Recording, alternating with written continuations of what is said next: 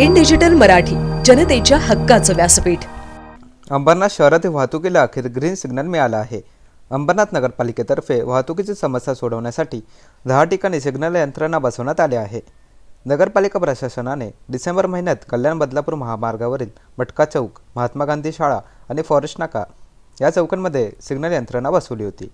मात्र गेल्या अनेक दिवसांपासून ही सिग्नल यंत्रणा उद्घाटनाच्या प्रतीक्षेत होती। अखेर आमदार डॉक्टर बालाजी किनीकर यांच्या हस्ते या सिग्नल यंत्रणेचं उद्घाटन करण्यात आल्यामुळे अंबरनाथकरांची वाहतूक कोंडीतून आता लवकरच मुक्तता होणार आहे। अंबरनाथ शहरात गेल्या काही वर्षात वाहनांची वर्दळ वाढल्याने वाहतूक कोंडीची समस्या निर्माण झाली होती। अंबरनाथ शहरातून जाणाऱ्या कल्याण बदलापूर महामार्गावर अनेक ठिकाणी वाहतूक कोंडी होत असल्याने शहरात सिग्नल यंत्रणा आवश्यक होती। त्यामुळे शहरातील वाहतूक सुरळीत ठेवण्यासाठी सिग्नल यंत्रणा सुरू करण्यात आल्याचं आमदार डॉक्टर बालाजी किनीकर यांनी सांगितलं आहे।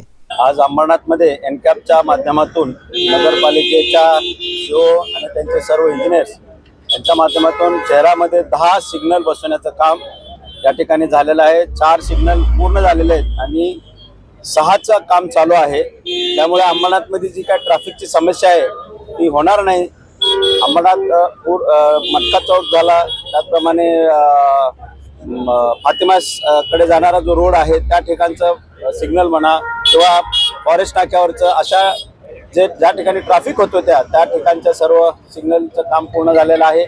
उर्वरित 6चंही लवकरात लवकर पूर्ण होईल असं आश्वासन सीओ आपले रसाळ साहेबांनी सांगितलेलं आहे।